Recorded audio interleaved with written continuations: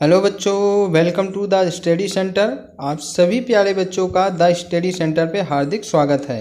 प्यारे बच्चों, अगर आप यूपी बोर्ड के छात्र हैं तो यह वीडियो आपके लिए बहुत ही महत्वपूर्ण वीडियो है।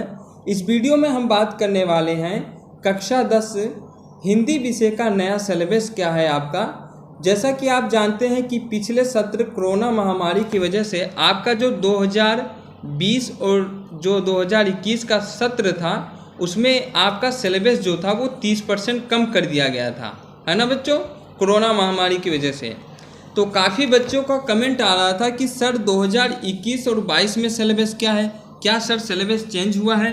तो बच्चों अब मैं आपको बता दूं सिलेबस में कोई चेंजेस नहीं हुआ है। जो सिलेबस आपके 2021 और 2020 का था वही सिलेबस आपके 2021 और 2022 का है। फिर भी मैं ये वीडियो बना रहा हूँ, आपको इस वीडियो में पूरा एकदम क्लियर आपको सब बता दिया जाएगा कि आपको क्या पढ़ना है क्या नहीं पढ़ना है। तो बच्चों वीडियो को शुरू करूँ। वीडियो शुरू करने से पहले मेरा आपसे एक रिक्वेस्ट है कि अगर आपने अभी तक चैनल को सब्सक्राइब नहीं किया है तो प्लीज़ आप चैनल को सब्सक्राइब कर दीजिए, बेल आइकन को प्रेस कर दीजिए ताकि न्यू और लेटेस्ट अपडेट आपको मिलती रहे। इसके साथ ही प्यारे बच्चों इस वीडियो को शेयर कीजिए ताकि और भी बच्चों को पता चले कि उनका सिलेबस क्या है और उन्हें क्या पढ़ना है क्या नहीं पढ़ना है। तो चलिए आज की इस क्लास को हम शुरू करते हैं। तो सबसे पहले मैं आपको बता दूं ये जो मैंने पीडीएफ डाउनलोड किया है ये यूपी की जो ऑफिशियल वेबसाइट है यूपी बोर्ड का उसी से डाउनलोड किया है। तो बच्चों अगर आप ये पीडीएफ फाइल डाउनलोड करना चाहते हैं तो आप यूपी बोर्ड की ऑफिशियल वेबसाइट पे जाइए और वहाँ से हर सब्जेक्ट का जो सिलेबस है उसकी पीडीएफ आप वहाँ से डाउनलोड कर सकते हैं। तो चलिए बात करते हैं कि इसमें आपको क्या क्या पढ़ना है क्या नहीं पढ़ना है। तो प्यारे बच्चों कोविड-19 महामारी के कारण जो आपका शैक्षिक सत्र है 2021 और 22 का, इसमें विद्यालय में समय से पठन और पाठन का कार्य न हो पाने की स्थिति में सम्यक विचारों उपरांत विषय जो विशेषज्ञ की सहमति द्वारा निम्नवत 30% का जो पाठ्यक्रम है आपका वो कम किया जाता है। अब कम क्या किया गया है, तो सबसे पहले हम बात करेंगे कि आपको क्या नहीं पढ़ना है।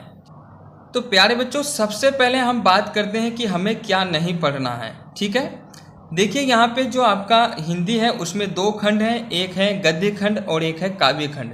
तो पहले हम बात करते हैं कि गद्य खंड में आपको क्या नहीं पढ़ना है। तो प्यारे बच्चों जो आपका चैप्टर है पद्मूलाल पूर्णालाल बख्शी का क्या लिखूं, ये चैप्टर आपको नहीं पढ़ना है।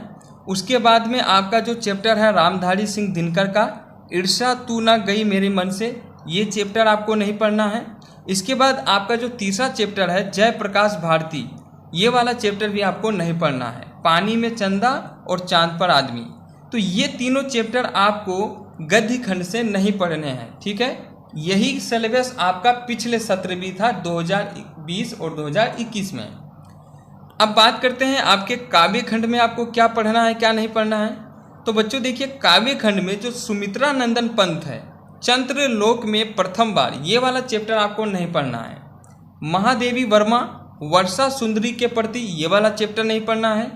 माखनलाल चतुर्वेदी जवानी, ये वाला चैप्टर भी नहीं पढ़ना है। केदारनाथ सिंह नदी, ये वाला चैप्टर भी नहीं पढ़ना है आपको। अशोक वाजपेयी युवा जंगल, ये चैप्टर भी आपको नहीं पढ़ना है। तो काव्य खंड में आपको काव्य खंड में आपको 5 चैप्टर नहीं पढ़ना है और गद्य खंड में आपको 3 चैप्टर नहीं पढ़ना है। ठीक है, अब बात करते हैं संस्कृत में आपको क्या पढ़ना है क्या नहीं पढ़ना है। तो संस्कृत में केन किम वर्धते, ये वाला चैप्टर नहीं पढ़ना है। अन्योन्योक्ति विलास है, ये वाला चैप्टर नहीं पढ़ना है। अब बात करते हैं संस्कृत और हिंदी व्याकरण में आपको क्या पढ़ना है क्या नहीं पढ़ना है। तो हिंदी व्याकरण में आपको समास में कर्मधारय और बहुप्रिय समास नहीं पढ़ना है। संधि में आपको वृद्धि संधि नहीं पढ़नी है। सर्वनाम में तद और यस्मुद, है ना, तद और युष्मुद शब्द आपको नहीं पढ़ना है। ठीक है, धातु रूप में आपको दृश्य और पक्ष, ये दोनों धातु नहीं पढ़नी है। तो ये आपको नहीं पढ़ना है। जितना मैंने अभी आपको बताया हूँ ये चीज़ें आपको नहीं पढ़नी है। एक बार मैं फिर से रिपीट कर देता हूँ कि आपको क्या नहीं पढ़ना है। गद्य खंड में आपको पद्मूलाल पूर्णालाल बख्शी, ईर्ष्या तू ना गई मेरे मन से रामधारी सिंह दिनकर, पानी में चंदा और चांद पर आदमी जयप्रकाश भारती, ये 3 चैप्टर आपको गद्य खंड में नहीं पढ़ना है।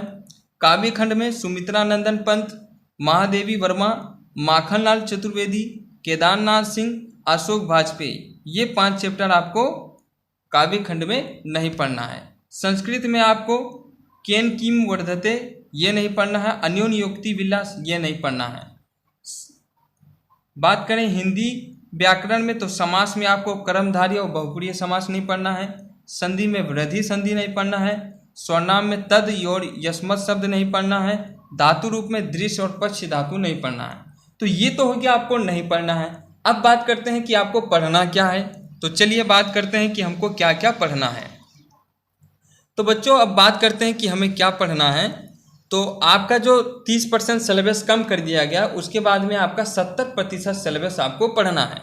और 70% सिलेबस में आपको क्या पढ़ना है, इसमें आपका पहला जो टॉपिक है वो है हिंदी गद्य के विकास का संक्षिप्त परिचय, शुक्ल तथा शुक्लोत्तर युग, ये आपको पढ़ना है और ये आपके 5 नंबर का चैप्टर है। इसके बाद में है हिंदी पद्य का विकास का संक्षिप्त परिचय, इसमें आपको रीतिकाल और आधुनिक काल पढ़ना है, ये भी आपके 5 नंबर का है। तो ये पहला चैप्टर हो गया आपका। आपको जो है हिंदी गद्य के विकास का संक्षिप्त परिचय पढ़ना है और हिंदी पद्य के विकास का संक्षिप्त परिचय पढ़ना है। तो ये दोनों टॉपिक आपको पढ़ना है, ये दोनों आपके 10 नंबर के हैं, ठीक है। चलिए अब बात करते हैं आपको जो गद्य है आपका।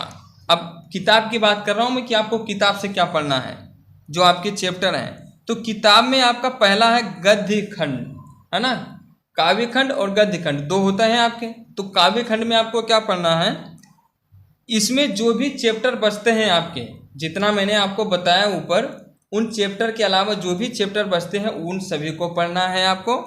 उनके संदर्भ पढ़ना है, रेखांकित अंश की व्याख्या पढ़नी है आपको, और उससे जो तथ्यपरक प्रश्न होंगे उनको आपको तैयार करना है। ये आपके 6 नंबर का है, ठीक है। आगे बात करते हैं तो अब आता है काव्य खंड का। तो काव्य खंड में भी आपको वही पढ़ना है, जो चैप्टर आपके बचते हैं उन 5 चैप्टर को छोड़ने के बाद उन्हीं को आपको पढ़ना है। संदर्भ पढ़ना है, उसमें उनकी व्याख्या पढ़नी है और काव्य सौंदर्य आपको आना चाहिए। ये आपका 6 नंबर का आएगा, ठीक है। बात करते हैं संस्कृत गद्यांश अथवा पद्यांश का संदर्भ सहित हिंदी में अनुवाद। आपको संस्कृत पद्यांश और गद्यांश, इसको संदर्भ जो होगा उसका संदर्भ आपको हिंदी में अनुवाद करना आना चाहिए। ये आपके 4 नंबर का आएगा, ठीक है। फिर है आपका निर्धारित पाठों के लेखकों और कवियों के जीवन परिचय एवं रचनाएं। लेखकों के और कवियों का जीवन परिचय आपको आना चाहिए, ये आपके 6 नंबर का है। 3 नंबर का आपका लेखक परिचय आएगा और 3 नंबर का आपका कवि परिचय आएगा। तो ये दोनों चीज़ आपको आनी चाहिए। अब बात करते हैं संस्कृत में। तो संस्कृत के निर्धारित पाठों से कंठस्थ एक श्लोक। सबसे पहले तो आपको एक श्लोक याद होना चाहिए, 2 नंबर का है, बहुत ईजी है। आप अपने पाठ्य पुस्तक से किसी भी एक श्लोक को याद कर लीजिएगा, वो आपके एग्जाम में आप लिख दीजिएगा, 2 नंबर आपको मिल जाएंगे, ठीक है। फिर है संस्कृत के निर्धारित पाठों पर आधारित 2 अति लघु उत्तरीय प्रश्नों का संस्कृत में उत्तर। मैंने आपको 2 चैप्टर बताया कि आपको नहीं पढ़ना है। एक तो बताया मैंने केन किम वर्धते और दूसरा बताया मैंने अन्योन्य व्यक्ति विलास। तो ये दोनों चैप्टर तो आपको नहीं पढ़ना है। इसके अलावा जो संस्कृत में चैप्टर है वो आपको पढ़ना है। तो उनमें से जो भी क्वेश्चन आंसर होंगे, जो आपके संस्कृत के प्रश्न उत्तर होंगे, उनको तैयार करना है और इसके लिए आपको 2 नंबर दिए जाएंगे, ठीक है। बात करते हैं अब काव्य सौंदर्य में आपको क्या पढ़ना है। तो जो काव्य सौंदर्य है आपका, इसमें आपको रस के अंदर क्या पढ़ना है, पहले बात करते हैं। रस में आपको पढ़ना है हास्य एवं करुण रस की परिभाषा, उनका उदाहरण और उनको कैसे पहचाना जाता है, ये आपको पढ़ना है, ठीक है। अलंकार में आपको अर्थालंकार पढ़ना है, उपमा अलंकार, रूपक और उत्प्रेक्षा अलंकार पढ़ना है, ठीक है। छंद में बात करें तो सौरठा पढ़ना है आपको, रोला पढ़ना है, उनके लक्षण, उदाहरण और उनको कैसे पहचाना जाता है, ये आपको पढ़ना है। और इसके लिए आपको 6 नंबर दिए जाएंगे। 2 नंबर आपके रस के होंगे, 2 नंबर आपके छंद के होंगे और 2 नंबर आपके अलंकार के होंगे, ठीक है। चलिए अब बात करते हैं आपका जो सबसे महत्वपूर्ण टॉपिक है आपका हिंदी व्याकरण, उसमें आपको क्या पढ़ना है। तो बच्चों हिंदी व्याकरण में आपको पहले बात करते हैं उपसर्ग में क्या पढ़ना है। तो उपसर्ग में आपको अ उपसर्ग, अन उपसर्ग, अधि उपसर्ग, अप उपसर्ग, अनु उपसर्ग उप उपसर्ग, सह उपसर्ग, निर उपसर्ग, अभि उपसर्ग, परि उपसर्ग और सु उपसर्ग। ये जो उपसर्ग मैंने बताए हैं इन्हीं में से आपको पढ़ने हैं, इसके अलावा और कोई भी उपसर्ग आपको नहीं पढ़ना है। प्रत्यय में आप देख लीजिए, आई प्रत्यय पढ़ना है, ठीक है, त्व प्रत्यय पढ़ना है, ता प्रत्यय पढ़ना है, पन प्रत्यय पढ़ना है, वा प्रत्यय पढ़ना है, हट प्रत्यय पढ़ना है और वट प्रत्यय पढ़ना है। तो प्रत्यय में ये आपको पढ़ना है। समास में आपको केवल द्वंद्व और द्विगु समास पढ़ना है, ठीक है, इसके अलावा और कोई भी समास आपको नहीं पढ़ना है। तत्सम शब्द आपको आने चाहिए, पर्यायवाची शब्द आपको तैयार करने हैं, ठीक है, और इन सभी के लिए आपको 11 नंबर दिए जाएंगे। ये आपका जो पूरा व्याकरण है ये आपके 11 नंबर का है, ठीक है। अब आगे बात करते हैं संस्कृत व्याकरण और अनुवाद के बारे में। तो बच्चों संस्कृत में आपको संधि में यण संधि केवल पढ़ के जाना है, उसकी परिभाषा, उदाहरण और पहचान ध्यान रखिए। संधि में, संस्कृत व्याकरण में संधि में केवल आपको यण संधि पढ़ना है, उसकी परिभाषा पढ़नी है, उदाहरण पढ़ने हैं और उसको कैसे पहचाना जाता है। शब्द रूप में सभी विभक्तियों एवं वचनों में, जैसे संज्ञा, फल हो गया, मति हो गया, मधु हो गया, नदी हो गया, तो ये आपको शब्द रूप पढ़ने हैं, ठीक है। धातु रूप में बात करें तो लट, लोट और लिट विधिलिंग और लंग लकारों में केवल आपको पठ और हस धातु पढ़ना है। ध्यान रखिए बच्चों, केवल पठ और हस धातु पढ़ना है और इनके लिए आपको 8 नंबर दिए जाएंगे। आपका जो संस्कृत व्याकरण है ये पूरा 8 नंबर का है। इसमें संधि आपकी 2 नंबर का हो गया, शब्द रूप तो आपके 2 नंबर का हो गया, धातु रूप आपके 2 नंबर का हो गया और हिंदी के सरल वाक्यों को संस्कृत में अनुवाद करना, इसके लिए भी आपके 2 नंबर हो गए। तो आपके हिंदी के जो वाक्य होंगे उनको संस्कृत में अनुवाद करना भी आपको आना चाहिए। चलिए अब आगे बात करते हैं और आगे है आपका निबंध। निबंध में आपको क्या पढ़ना है? तो निबंध जो है बच्चों उसमें आपको वैज्ञानिक, सामाजिक, धार्मिक, संस्कृति, आर्थिक समस्याओं पर आधारित, जनसंख्या, स्वास्थ्य, शिक्षा, पर्यावरण एवं यातायात के नियम पर आधारित विषय पे आपको निबंध आना चाहिए, है ना। तो निबंध अगर आप तैयारी कर रहे हैं तो जो ऐसे मैंने बताया कोरोना महामारी आया था तो उस पर आप एक निबंध तैयार कर लीजिए, पर्यावरण पे निबंध तैयार कर लीजिए। तो जो भी मुख्य मुख्य टॉपिक हैं उन पे आप निबंध तैयार कर लीजिए और निबंध के आपका 6 नंबर मिलेगा, आपको 6 नंबर का आपका निबंध आएगा। इसके बाद में बात करते हैं खंड काव्य, संक्षिप्त कथा, वस्तु, घटनाएं, चरित्र चित्रण। आपको संक्षिप्त में यानी बहुत ही बड़ा नहीं, आपको शॉर्ट में कथा वस्तु आना चाहिए, घटनाएं आना चाहिए और चरित्र चित्रण आना चाहिए। इसके लिए आपको 3 नंबर दिए जाएंगे और बहुत ही छोटा है ये टॉपिक, ज़्यादा बड़ा नहीं है। अगर आप 2-3 कथा वस्तु याद कर लेते हैं या कोई नाटक या कोई घटना याद कर लेते हैं तो ये काफ़ी है, आपको 3 नंबर दिला सकता है, ठीक है। तो आप इन सभी चीज़ों को तैयार कर लीजिएगा। आगे बात करते हैं। तो ये था आपका पूरा सिलेबस जो आपको पढ़ना था। एक बार मैं फिर से रिपीट कर देता हूँ आपको क्या पढ़ना है क्या नहीं पढ़ना है। तो चलिए, तो मैं एक बार फिर से बता देता हूँ। आपको हिंदी गद्य के विकास का संक्षिप्त परिचय, शुक्ल तथा शुक्लोत्तर युग ये आपको पढ़ना है। हिंदी पद्य का विकास संक्षिप्त परिचय, रीतिकाल तथा आधुनिक काल पढ़ना है। गद्य हेतु निर्धारित पाठ्य पुस्तक से आपको संदर्भ, रेखांकित अंश की व्याख्या, तत्परक प्रश्न पढ़ना है। यानी जो चैप्टर आपके बच रहे हैं उन 3 चैप्टर को निकालने के बाद में आपका जो चैप्टर बचता है उन्हीं को आपको पढ़ना है, ठीक है। चलिए बच्चों, मैं लास्ट में आपको ये भी बता दूंगा कि आपको कौन सा चैप्टर पढ़ना है, ठीक है। चलिए, काव्य में भी आपको वही पढ़ना है, संदर्भ, व्याख्या, काव्य सौंदर्य। संस्कृत गद्यांश और पद्यांश में आपको हिंदी अनुवाद आना चाहिए और लेखक और कवियों का जीवन परिचय आपको पढ़ना है। इसके साथ में आपको संस्कृत के निर्धारित पाठों से कंठस्थ एक श्लोक आपको आना चाहिए। संस्कृत के निर्धारित पाठों से 2 अति लघुत्तरीय प्रश्न आपको आने चाहिए। काव्य सौंदर्य में रस में आपको हास्य, करुण रस की परिभाषा, पहचान, उदाहरण आना चाहिए। अलंकार में अर्थालंकार, उपमा, रूपक और उत्प्रेक्षा अलंकार आपको पढ़ना है। छंद में बात करें सोरठा और रोला, लक्षण, उदाहरण, पहचान आपको आना चाहिए। हिंदी व्याकरण में बात करें तो शब्द रचना के तत्व जैसे उपसर्ग, प्रत्यय, समास, तत्सम, पर्यायवाची ये आपको आना चाहिए। उपसर्ग में आपको मैंने बता ही दिया है, अ अन अधि अप अनु उप सह निर अभि परि सु ये उपसर्ग आने चाहिए। प्रत्यय में त्वय आई ता पन व हट वट यह आना चाहिए। समास में द्वंद्व और द्विगु समास केवल पढ़ना है, ठीक है। संस्कृत व्याकरण की बात करें तो संस्कृत व्याकरण में आपको संधि में केवल यण संधि पढ़नी है और शब्द रूप में आपको फलमती मधु नदी पढ़ना है। धातु रूप में केवल पठ और हस धातु पढ़ना है। हिंदी के सरल वाक्यों को संस्कृत में अनुवाद करना आना चाहिए। फिर आपका निबंध हो गया, काव्य खंड हो गया, तो ये सभी चीज़ें आपको पढ़ना है। चलिए बच्चों अब बात करते हैं कि आपको कौन कौन से चैप्टर पढ़ने हैं, ठीक है। तो जैसा मैंने कि आपको बताया है कि आपके हिंदी में 2 खंड है, एक तो है काव्य खंड, एक है गद्य खंड। तो बात करते हैं गद्य खंड में कौन से चैप्टर पढ़ने हैं। तो गद्य खंड में आपका मित्रता रामचंद्र शुक्ल ये वाला चैप्टर पढ़ना है। ममता जयशंकर प्रसाद ये चैप्टर पढ़ना है।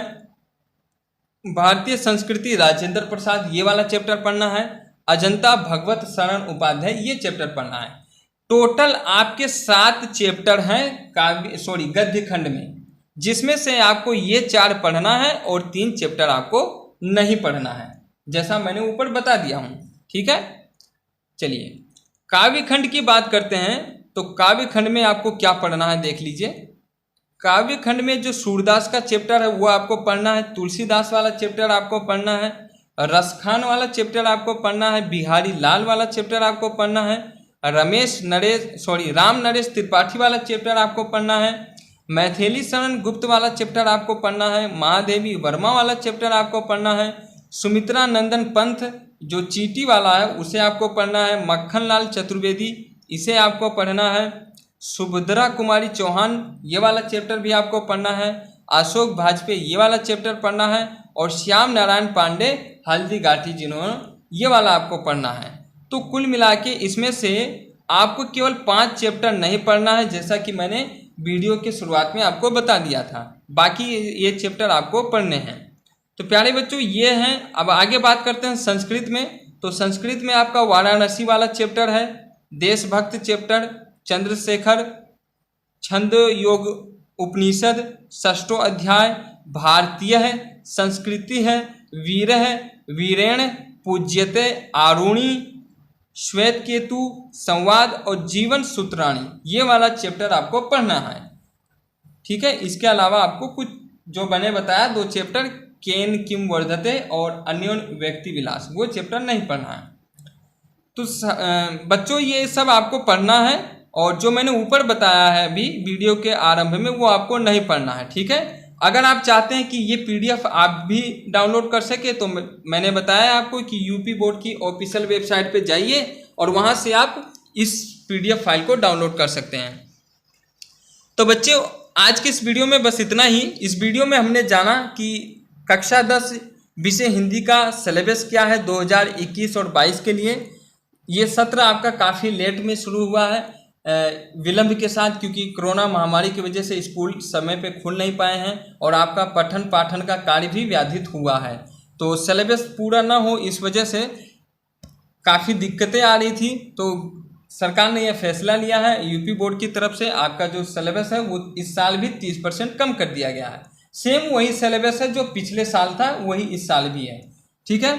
इसके अलावा अगर आपको कोई और दिक्कत आती है या कोई प्रॉब्लम होता है तो आप कमेंट कीजिए, हम उसका सॉल्यूशन आपको ज़रूर बताएंगे, ठीक है। तो बच्चों आज की इस वीडियो में बस इतना ही। वीडियो देखने के लिए आपका बहुत बहुत धन्यवाद और चैनल को सब्सक्राइब करना ना भूलें। Thank you very much.